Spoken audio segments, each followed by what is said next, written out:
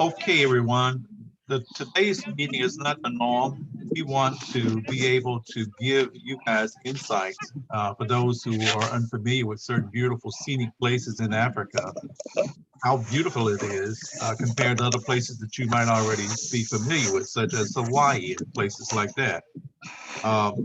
Tanzania has some of the most beautiful beaches in Africa, Zanzibar, but not ignoring Kenya, Ghana, and other places in Africa. But our motherland is really wholesome with places to tour, and the goal is to support those businesses in Africa that are African owned, African operated, by the way, to spend our African American dollars with them, and also become familiar with what they have to offer, and hopefully that will spread from you to other people should you visit.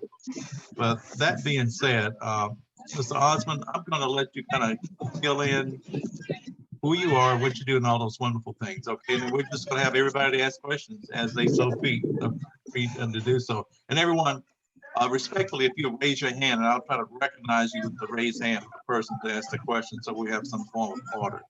But Osmond, you got the flow, my man. Okay, good morning, guys. My name is Osman. I live in Tanzania. I was born in Zanzibar, but I live, I can say in both. Because in Tanzania, we have the mainland, which is called Dar es Salaam, and also we have the island, which is called the Zanzibar. In the mainland, we do have the national parks, where you will see various wild animals. We have national parks like Serengeti, which is among the biggest national parks in the world. Also, we have the Tarangire, which have a lot or many elephants, like thousands of them. And also we have the Lake Manyara National Park, which have the most beautiful flamingos. Also, the last part is Zanzibar, which has the most beautiful beach, like you see. I'm on the first beautiful beach in Zanzibar. This is a long beach, which if you walk, you can use like 1 hour walking through this beach, and you cannot drive. Today is Saturday, so it's weekend. That's why you see a lot of people. On this side, there's a beach. On this side, there's a lot of hotels, like you see.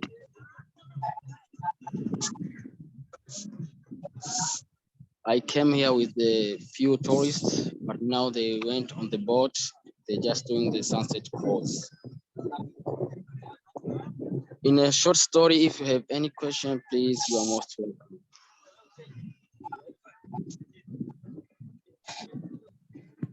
Yeah, Tony, this is Warren. Yeah, I have some questions, but I put a note in the chat about can everybody get on mute while the brother's talking, so we don't have, I know he probably has a lot of background noise, but yeah, that if all we can get on mute so we can hear.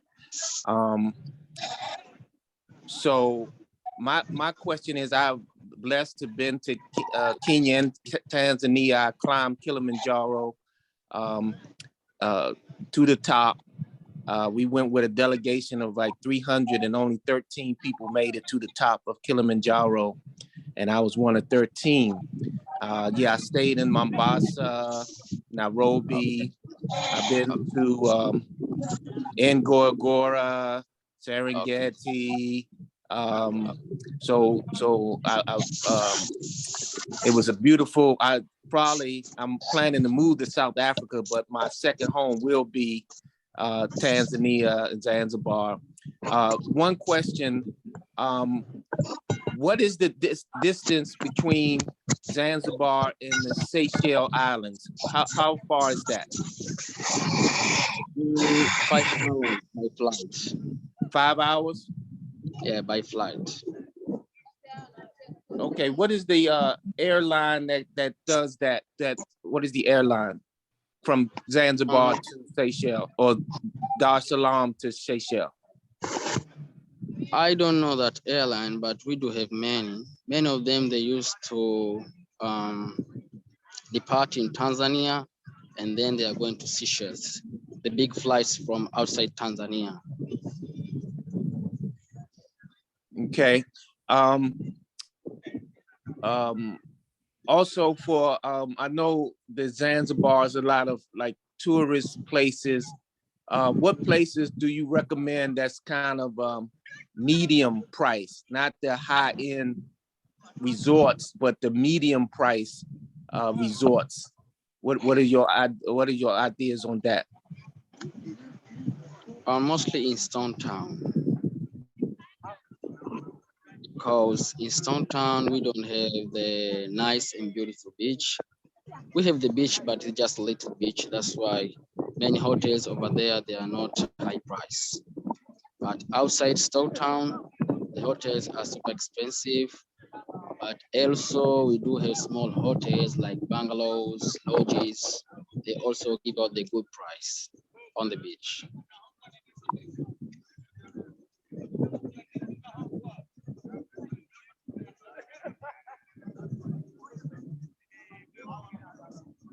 Okay.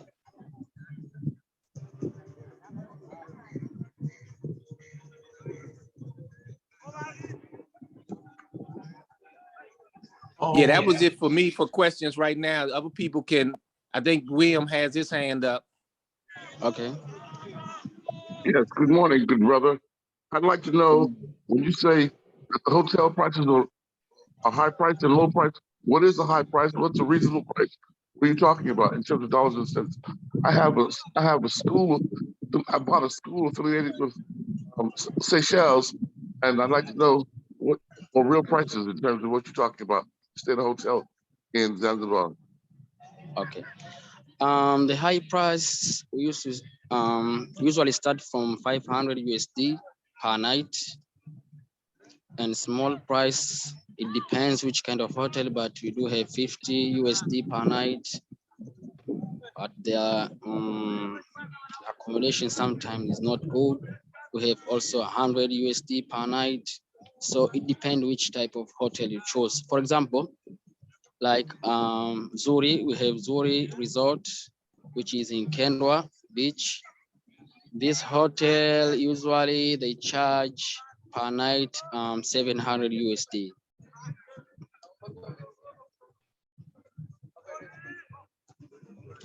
And it's all inclusive resort.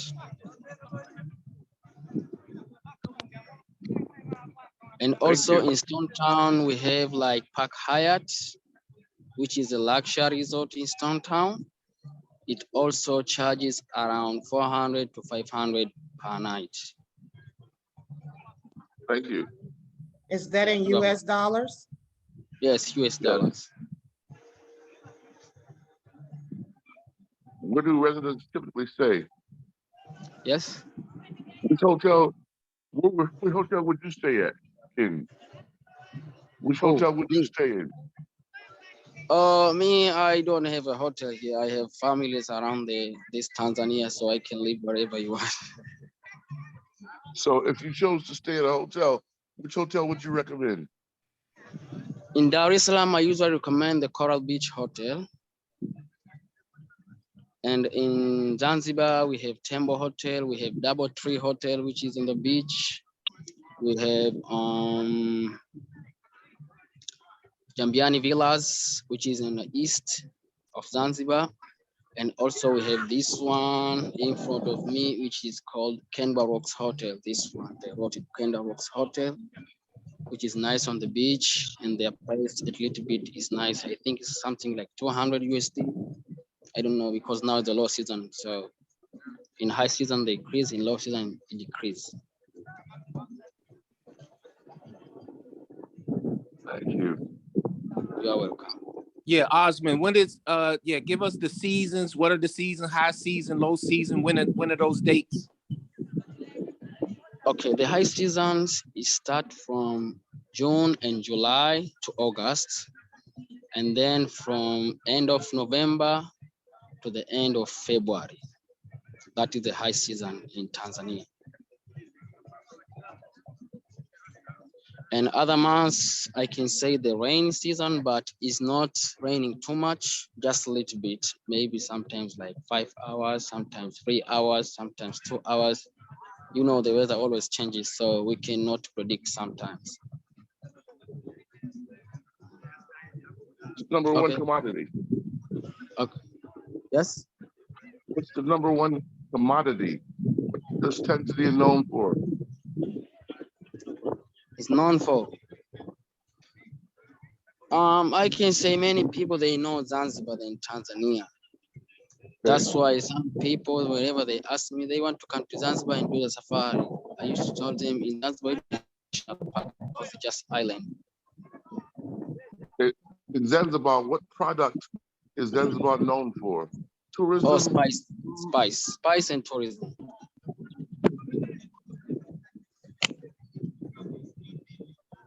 In Tanzania, we do have Tanzanite, gold, Tanzanite. I think you have heard about it. Yes. Okay, you are welcome. So Osman, what type of services do you offer? What are your services? I offer all transfers, I offer the safaris, I offer the tours in Zanzibar. For example, we have day trip safari, which is done in Dar es Salaam, which took the whole day from 3 a.m. to 10 p.m. And also in Serengeti and other big national parks, we do like 3 days, 2 days, 5 days. It depends which someone wants. And in Zanzibar, we have a Stone Town tour, which gives you the history about Zanzibar. In Stone Town tour, we have the slave market, we have the prison island, and we have Panda Beach. Panda Beach, it means I love you beach. Because always when you go there, you love it. That's why we call it Panda Beach. And also we have the aquarium, which you can swim with the turtles. And also we have relaxation on the beach like this today. This is the beach relaxation tour. You just come here and relax. If you want the whole day, if you want a few hours, it depends on someone. Also, we have the cooking class. We have the village tour. We have the Nemba Island, and we have Safari Blue.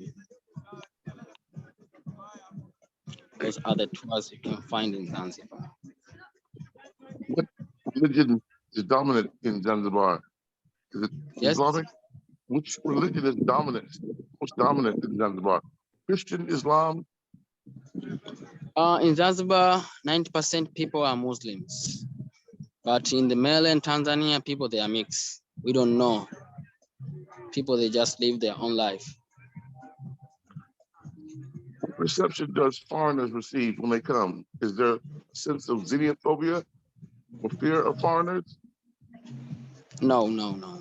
Zanzibar is free of choice. You can live if you are Muslim, if you are Christian, if you don't have any religion, you can live in Zanzibar.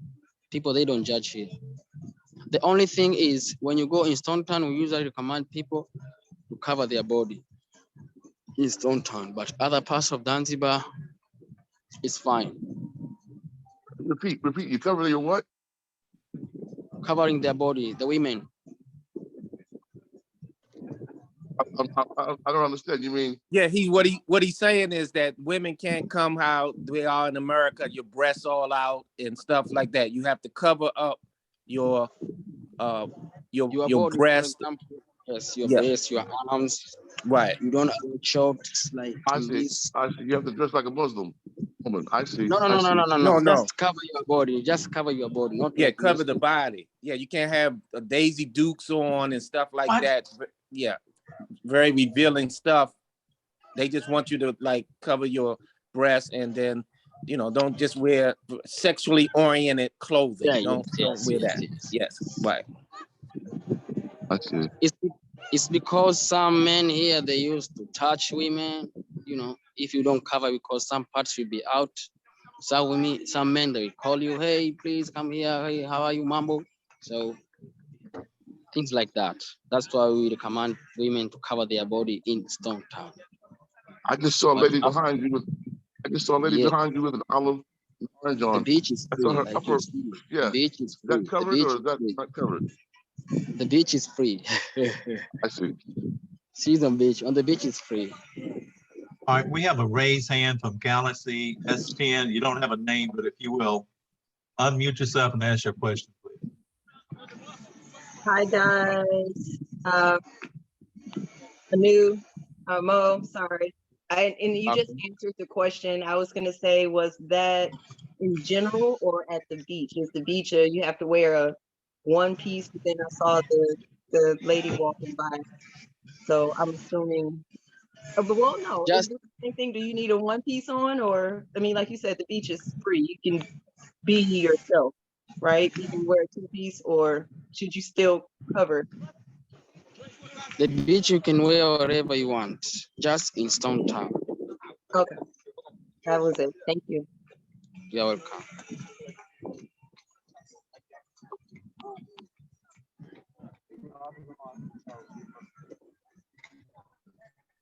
Mr. Green, you have questions? Please go back at it, sir. And thank you for all those questions Yeah, you're brother asking. Osman. Yeah. Yes. Can you give us your you on Facebook? You have WhatsApp number, all of that. Can you provide us with that information? Yes, I will give it. I will post on the group. Mr. Green, if you go to the group, exploring the continent of Africa, you can obtain this information, is what he's saying to you. Okay. You're welcome.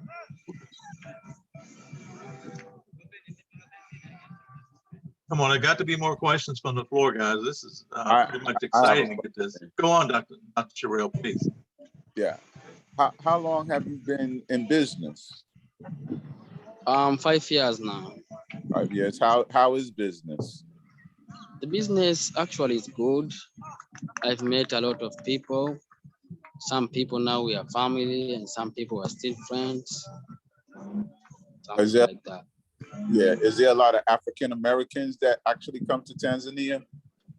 Yes, we do have a lot of them. Even today, I have 7 people.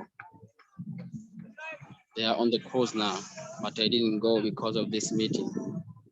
Oh, okay. So are you like one of the few Black owners of this type of business in the country or in the industry? Come again?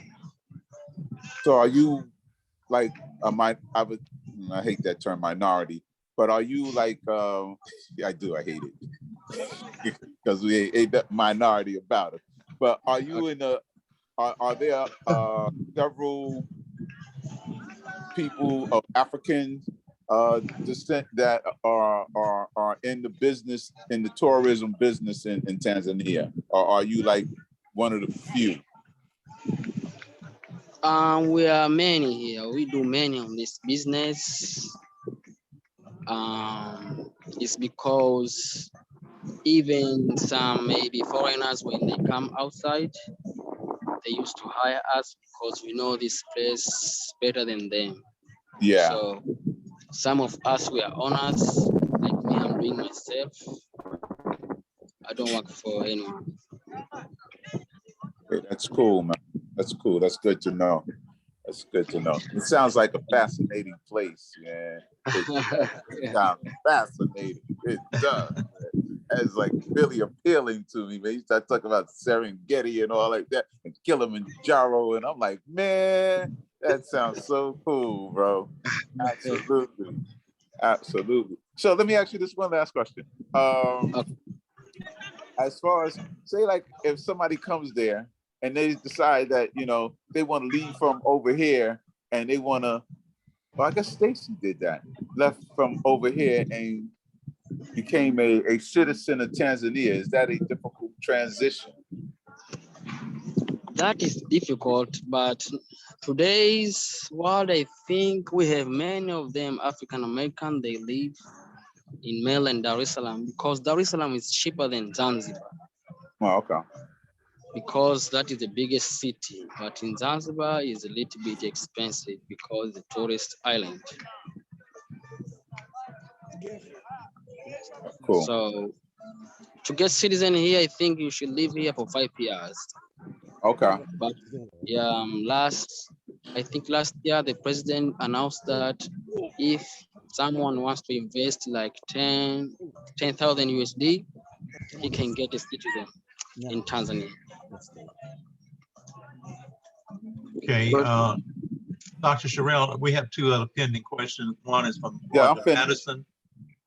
In order, Roger Madison, then William Means. But let me put a little bit of information out in terms of Black-owned businesses. And you mentioned it, Dr. Sherrill. Stacy Scott Masaki also operate a full tourist facility with a restaurant and accommodation for places to stay. And I'm giving a little information because we're going to have her to come on maybe in the next couple of weeks and show what she does, including air balloon rides. So that being said, Mr. Madison, if you will, pose your question, sir. My question is, we're planning a trip to Tanzania in November 3rd through the 19th, and I think the last day we will be on Zanzibar at the Karafu, I think that's how you pronounce it, resort. Tell me about that place. The Karafu Beach Resort, that is a nice hotel and it's located on the east side. It's called Michambi, which is 1 hour and 30 minutes from town or from Stone Town in Zanzibar. It's nice, the calm, and the beach is not packed like this. The only beach in Zanzibar which is full packed, this is called Panda Beach. But on the east side, So we enjoy. Oh, great. Thank you.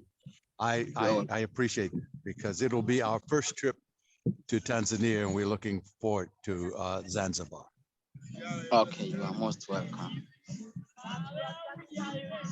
Brother Means, if you will, you had a question? Yes, two questions. Good brother.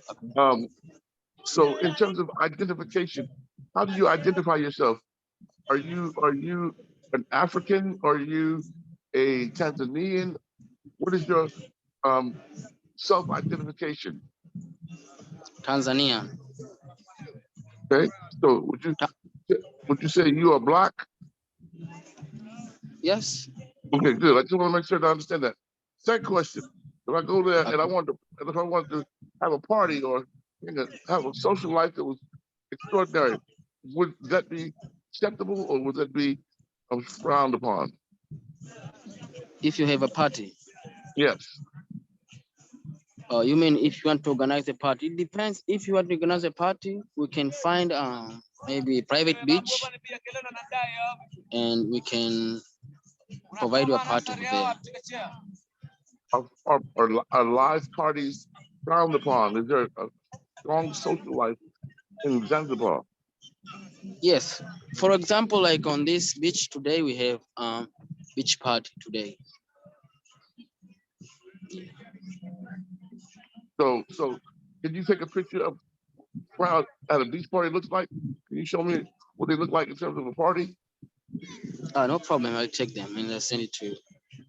Great. You are welcome. Osman, are you accessible to any African Americans that you could just go over to and put them in on a Zoom meeting? Not gonna worry about it. Just if there's somebody that you could bring forward and let them say hello to us, just making the connection, if that makes sense. If you don't see anybody, don't tarry. I think we do have them here, but you know, African Americans, sometimes when you ask them, it's a little bit hard. Understood. Understood. Are there any other questions? Because guys, I think this is a great opportunity. We have a guy that is 5 years vested into his business of developing tours and get you the inside information that you need should you plan to go there. And partying, Brother Means, is something that we love to do. We don't want to go there and just stand still. We want to enjoy every moment of it. And I'm sure Mr. Madison as well, as I speak, Osmond need your insight and directions so he can better plan to make sure that his guests are overly excited and walk away with a wonderful experience that will make them come back again. But not to talk everybody out, but are there any other questions to ask this young man? I think I may have missed, I missed the beginning, so I'm not sure if I'm repeating a question, but as far as the dominant language, what is the dominant language? You mean our first language? Yes, in the area. Most people in that area would speak, what is it, English or exactly French? Our first language is Swahili. Okay. Then English. Okay. But too many people know English, just few people. Okay. Yes. Yeah, and also this is Warren. What is the currency? What's the currency in? Okay, our currency, we use shillings. Tanzanian shillings, yes. Now, also, Osman, do you know the banks? Do they have what they call non-resident accounts? Do you know about that? So if I'm African American, I come to Zanzibar, I go to a bank. Can I open up a bank account in Yes. As a non-resident? Okay, what Yes. what are the top? Give me the top 3 banks of Zanzibar. We have Exim Bank. We have the NBC Bank, and we have TP Bank. Say that last one again. TP Bank.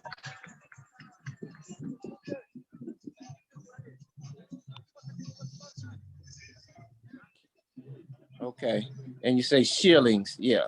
Do you know the conversion rate, right? Like Yes. how many shillings for a dollar? $1 is equal to 2,300 shillings.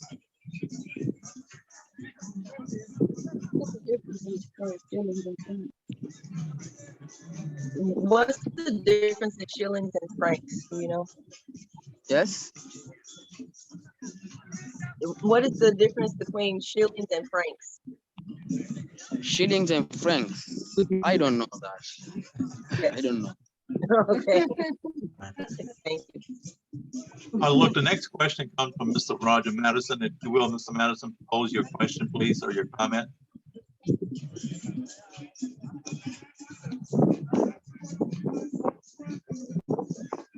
Madison?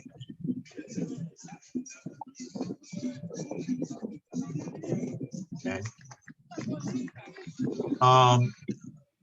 Dr. Cook, do you have any questions or any comments? Oh, Mr. Madison, are you ready? Tyrone, Yes, sir. Go on. Tyrone, forgive me, I'm on my cell phone and I was trying to navigate my way through my big finger to unmute myself. My brother, you are well forgiven by all means. Go on, please. I wanted to make this observation. We have been traveling to Africa for, I guess, since 1999, South Africa, primarily Zimbabwe and Botswana. This will be our first trip to East Africa. And I believe Stacy is on the line as well. What I have tried to do in my travels, once I become familiar with an area, is I try to connect with and learn about how African business people, local business people run their businesses. And the reality is I learned that from the majority companies, the white companies. I learned how they run their business. I learned how they make money. And then I find local African businesses to work with. And as an example, when we go to South Africa, we do our complete and total travel itinerary with Black-owned businesses, because I've learned how to navigate around all of the issues that at first glance make the African businesses non-competitive. The white businesses are so much larger, and they have so many more resources that they can afford to offer travel a lot less expensively. But what they offer is no different than what you'd get from an African business. As Brother Osman has mentioned, these white companies hire them to do all of their tours because they don't know the area. And so if we can figure out how to work directly with the African businesses, with the exception of the airlines, if you got to fly internationally, obviously, you got to get on one of the major carriers. But I generally do my very best to figure out how to work with local business people, even if we end up going to a resort like Karafu. If I could, in the future, for example, use Brother Osman to make the arrangement with Karafu, he benefits, we benefit, and although we use their resort, we get paid for bringing tourists to them, as opposed to me paying a third-party white-owned company. So I just wanted to make that observation that I'm in the learning process whenever I travel to Africa to figure out the best way to navigate my way around these white companies so that we can help each other. And I wanted to just share that with everybody on the call, because it can be done. And we can offer travel just as affordably and provide high quality services to our clients, our customers.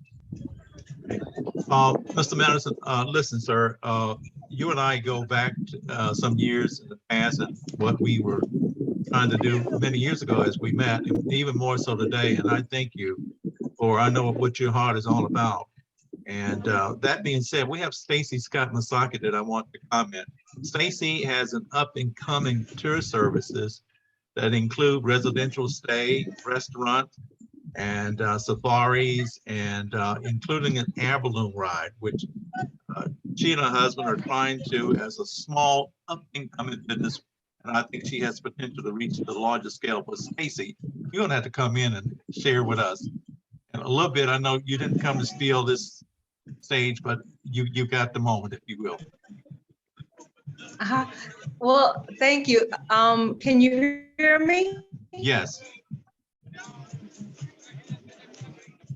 So I thank you for the opportunity. I didn't really want to talk about my company per se. I wanted to kind of, comment on what Roger said. So about the white companies, right? So what happens is there are hiring guides, right? That's different from a company like a full-on, tour company. We do the same thing. We're a Tala registered company. My husband has been a safari guide, a tour operator since actually 2005. But you really don't, you have to bring over groups, and that's why like these white companies, they put a lot of money into marketing and that sort of thing, and then maximize their profits because they're bringing over large groups. That's how that works, just so I mean, it is possible, definitely, like if, we worked with Osman, and if, some people within our group, we're putting together an itinerary and a trip, we could work through things knowing the budget that you're looking for, like Osman and I could work through things. I'm in Arusha, you know, and again, I didn't want to talk about our stuff because I'm not trying to fill Osmond's thunder. Everybody's, you know, trying to make a living. But just wanted to answer that on Roger's comment. That's why they're able to do what they do. They group together, they invest in marketing and stuff to do the work for them.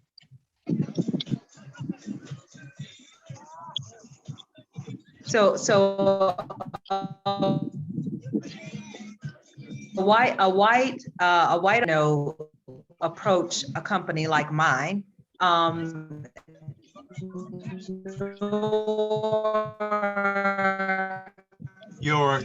We're losing your voice, Stacy. Most of them aren't kind of like having a global kind of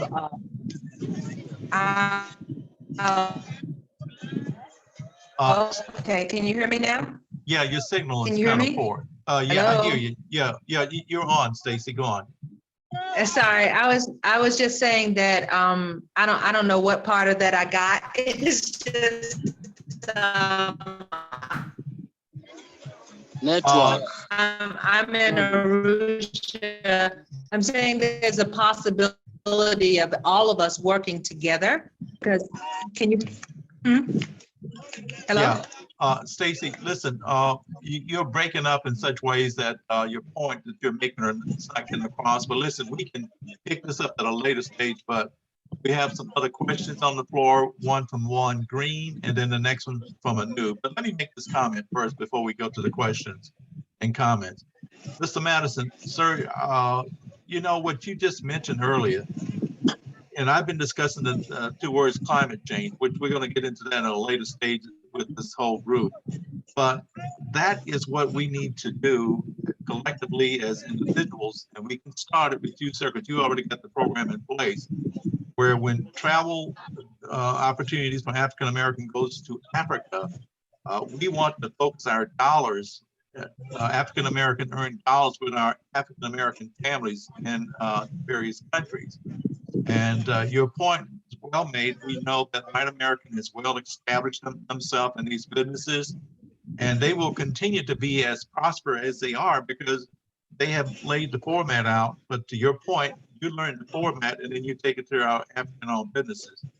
And whatever I can do to help assist you to help that business, what you're doing, grow, where we can attract more of our dollars, funnel it to you and the services that you're providing. It's something that we really, really will do, I promise you. That being said, last piece, guys, we're going to conduct classes on learning some good terms and how to speak Swahili. I think that's key, so that will be coming, so be aware of that. Now, that being said, Mr. Green, and then next we'll have Anu. Where are you from? Mr. I'm Green? from Ghana. I thought you were from Yeah, US. I think Brother Osmond is trying to link with some African Americans to get on the call, but just following what Roger and Stacy is saying, and I think, Tony, we talked about this earlier. To me, I think it's this is to me called the second wave of repatriation. It was those trailblazers that went before, went to Ghana, some in Tanzania, a lot of places in South Africa. Now this second wave, we're coming with more technology. And so for this, what Stacy and Roger's doing, Osmond, we have the data collect. We have to collect this data to then be able, like she said, present, an African-based tourism with our own system. One of the things we have, when I went to South Africa, I went with Bomani, and he pulled together the itinerary himself. I know that people would be more comfortable to not go to these big white-owned tourist companies if we can present them like what Roger's doing, what Stacy's doing, with the package of hotel, of tour guides, restaurants. I mean, and they don't have to it's the lack of information, I think, is their main thing. Because when I did my own research, it's way cheaper if we can, you know, and the white companies get away with murder because they have the monopoly on the information. And so we're gonna have to pull this information. Those who go to Tanzania and African Americans that live in all of these different places, Ghana, South Africa, we got to pull this information together and then market it in America to African Americans who tired of all this killing, who tired of Trumpism, all that. But we got to be careful to enrich the white people of our repatriation. We got to be careful of that. So hopefully, Tony, what your group is doing, what Gregory's group, African Americans in South Africa, we just need to start this momentum of data collection of Stacy, of Roger, of Osmond, and make that information accessible to people, and then create packages for people. And then, you know, some of the stuff they can do themselves. I think, you know, I do the Airbnb booking.com. You know, I mean, Stacy or Roger might have some other ideas on how we deal with the housing component. I don't know any part about the airlines and how we can get that part. But yeah, that's my piece on it. I think we just have all on this call got to be more conscious of any type of African-based data that we collect. We need to collect it, keep it, and make it accessible to the group. I'll just leave it at that. Mr. Green, thank you for your comments, sir. And certainly, not only will we plan in words, but we will plan in our actions. So look at that coming forth. But it takes a lot of coordination with individuals who are willing to put the time and energies and efforts in. But I will say, if we funnel our efforts and energy towards Mr. Madison, who has already established the process, then we will not dilute it with trying to create new concepts.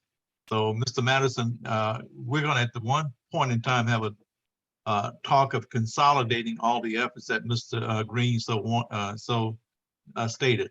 With that being said, the next question comes up from Mr. Means, and also next would be Anu. So, Mr. Means, you got the floor, sir, with your question. Thank you.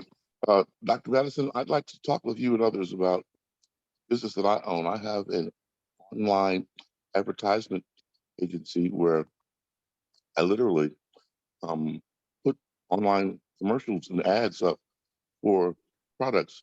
I'd like to talk with you about enlarging your scope and your customer base so that we could now do some marketing in terms of your trips and your travel to Africa. I never thought about this niche, but it's a powerful one where if I put advertisements about someone interested in an inexpensive trip to Tanzania or Zanzibar, and you happen to be the only one, I can send them to you, or you happen to be one of 10 people, your price is the best price, they'll go with you. Those kinds of things is like that I'm doing. And so if you're interested in talking with me, I'd like to have a conversation with you and others about that.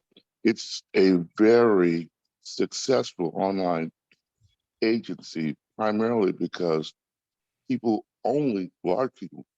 most people use online sources to find out where to go for the things they need. And comes down to travel, most people use people who they know. So I'd like to talk with you about that. Second thing I want to say is, if you don't know this, you need to know that the most successful way to do business today is through online marketing. It is the way to travel, the way to go. Thank you. Thank you, Brother Means. Next would be Anu, and then Mr. Madison, you have some follow-up comments as well. But by the way, Mr. Madison, I want to get you drinking some good coffee. But anyway, Anu, you're on next. Go, please. Thank you. So my question is usually the same.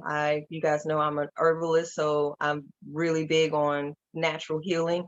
Going back to what you guys were saying before with tourism, is that the main business? So if somebody were to be an outside American comes there to start their own business, would is the main business that everyone's doing or focused on or really making money based on tourism, or is there an opportunity to step outside of that, or even stick with tourism, but there's more people that are in the natural healing, natural lifestyle that you could benefit from? Did that make sense? Yeah, Anu, but I don't know if Osmond is One in for the that? mode to answer that question, but that might be a Okay. separate meeting because we're talking about Okay. exploring opportunities. Osmond, if you want to comment, please, sir. Okay, thank you. So, for example, like myself, when I don't do tourism, I used to fix phones. And also part of healing is because Zanzibar is the most rich on the spice. So we have the spice tour. We call it the spice tour. We used to take people to the community farm where they can learn how the spices treat the body and also how they can use it on the food. We have some local doctors. We use the roots, we use the leaves, and we use the barks to heal the body. So on that part, I can say we are good. That's amazing. I asked too because we were mentioning I guess how other nationalities are benefiting off of the land or tourism and stuff like that. And that's something that I keep noticing, that there's more white people that are really getting into healing and using the natural spices and herbs that come from the land, so to speak. So I think I'm always curious to see if that's something that we ourselves, Black people, Africans, are taking advantage of, or is that market being pushed more the other direction? Right. Yeah, we do that. For example, like next week, I'm going to send some packages of cinnamon and some packages of cardamom to the US. So we do it. We are great on that part. We are great. I'm not expert on that part. That's why I don't know many of it, but I do see a lot. I do see people, they are healing. Also myself, sometimes I use the local medicine and get healed. Yeah, so I'm glad we are good on that. My last question, I brought my mom. My mom just jumped in. So she wants to know if you could do a 360. She missed a good amount, but if you could do a 360, basically spin the camera around and let her see what you're looking at and tell us what you see. If you don't mind. Sorry guys, and thank you. Oh, beautiful. Wow.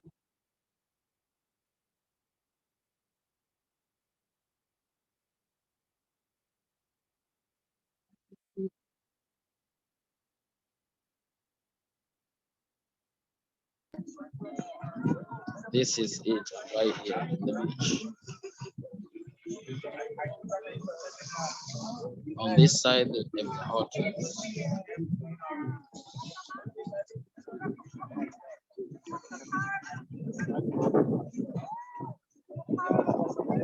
Sorry. That is gorgeous. Okay. Thank you so much. Thank you so much. Okay, I knew that was, tell your mom hello from all of us. Much love to her. Hi, Tyrone, Mom. Tyrone, Yes. before you go to Roger, let me answer that sister's question about what I think is a new movement that is coming in the repatriation called business tourism. In South Africa, on the herbal part, it's a place called Faraday in South Africa. It's probably the size of a football field of herbs from all over South Africa. They have every plant. I mean, this is where I think even herbologists like yourself need to go and study with these queen mothers in South Africa. They they was on COVID before COVID even. Wormwood, they was on wormwood Like before COVID came out, they was already on One World. They percentages of population that got COVID is so low. It's just the media hype. You know, if 2 people get it and then they say it's 100% increase, that means 4 people got it. But they make it in the media like, oh, they doubled the people who got it, and that. So it's all hype. But that place, they took me to it. Every ailment you have, they have a herbal solution for it. And so that's what I put that on your list of places to go. It's called Faraday in South Africa, and it's huge, and every herb is there. Second, about the business tourism, that's why I talked about the non-resident banking account. When we go to these countries, we need to start opening up bank accounts. They have there that as a non-resident, you can open up, just have your passport. You got to fill out different little information and stuff like that. Another key is the only really downside is most of the business is done through the phone, not email. So if you don't have a South African number per se, it's a lot harder to do things. So you need to find either you get a SIM card, but you're not going to keep the SIM card when you come back to America. So you need to find someone in South Africa that can become your partner. I have a friend there. She, my information that comes from the banking, she gets it on her phone and then she emails it to me. But business tourism, I think, needs to evolve with this repatriation too, as you're saying, sister, because people want us to bring businesses to Africa. We shouldn't just be thinking about we need to repatriate, but also we need to set up some business entities. And it's people doing it. It's a friend of mine, his sister out of Nigeria. What she does is, if a group, say, of 10 people in America want to go to Nigeria to invest, she sets up, basically, it's called business tourism. You go in there specifically to look at land, to look at real estate, set up your bank accounts, all of these things. And so that's a industry that's just getting off the ground as relates to African Americans. And so I want to put that to everyone on this call, that we need to start, facilitating that also. So that's my feedback on that, on your question relating to that. Mr. Green, I thank you. And might I ask, if you will, we need to have a offline discussion, because the opportunities are certainly there, but we need to, and maybe have a separate meeting with you one day explaining how to prepare to take a trip to Africa. That might be an upcoming meeting, I think might be valuable to everyone. With that being said, Mr. Madison, you're next, and then Mr. Brother Beans. What I wanted to share was we have just begun to reach out beyond our African American community, and we're starting to attract white travelers to our company. And in reference to what Stacy mentioned, if you want to travel to Africa and you want a large group of people, the audience you need to go after is outside of our community. We are benefited, Black people in America, by the cultural aspects, the awareness of our African cousins and what the culture is there. But the reality is the audience of African Americans who've got $5,000 a pop to go on a trip is a whole lot smaller than the audience and the interest in Africa among that wider mainstream marketplace here in America. And Brother Means, what I want to specifically talk to you about, and I'm glad you mentioned your advertising company here on the call today, is while the anchor of our effort in terms of business and profitability and benefit is our own people, the audience that we need to go after and the people who are spending money, and Stacy can confirm this, I would suspect that the overwhelming majority, if not 100% of some of the tours that her husband conducts are full of white people, 30, 40, 50 of them at a time who travel to Africa, and they ought to be using our businesses. And so we need to reach that audience as well. And I have begun to include others in our trips this year. So that's something that we need to recognize as a deep reservoir of business opportunity that most of our Black companies haven't tapped into. We tend to reach out to our own audience, and that's wonderful when we carry groups of Black people to Africa with us, but there's more money to be made if we can tap into that other audience. They travel all the time, year round, in large groups. And if we can connect with them and get them to use our companies, then it's easy for us to make money, for Stacy to make money, for Osmond to make money, because we're going after an audience that is economically a whole lot better off than the local African American audiences that we typically connect with. That's a beautiful summation, Mr. Madison, and certainly we can pursue that. Everyone, for the purpose of not having an extendedly long recorded meeting, I'm going to conclude the meeting from the point of recording, but we'll talk after I stop the recording, so just hold on. But everyone who was able to see this video, I hope that what the information been shared is helpful, and you will see the need to connect with these beautiful people in our motherland. Be blessed, everyone. This is the end of the recording.